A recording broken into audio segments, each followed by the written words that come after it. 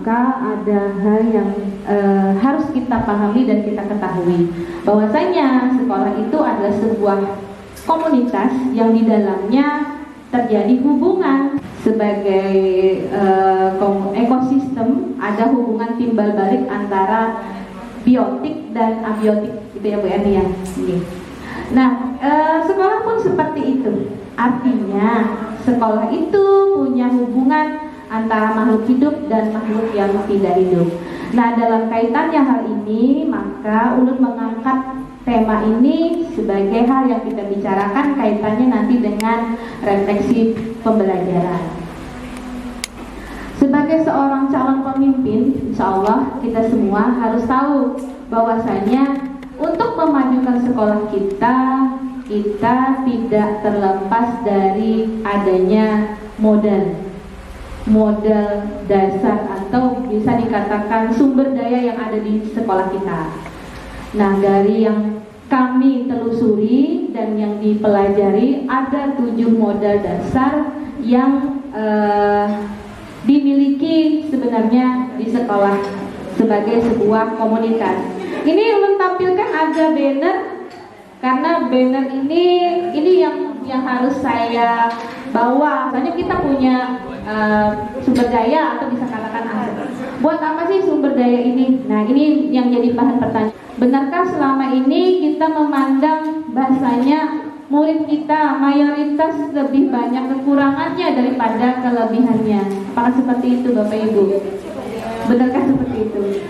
Nah, kalau kita berpikir seperti itu, sampai kapan kita akan membawa sekolah kita pada sebuah kemajuan?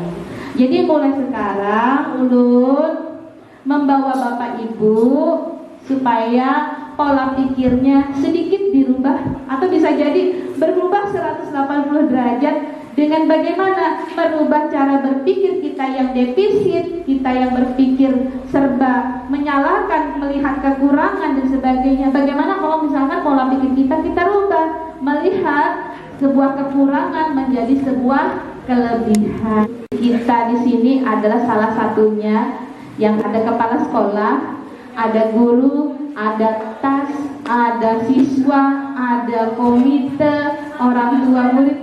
Itu adalah sumber daya manusia.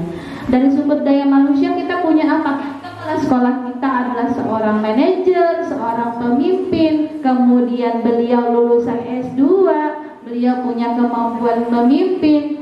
Kita juga punya beberapa guru yang notabene-nya adalah lulusan S2, itu juga sebuah aset.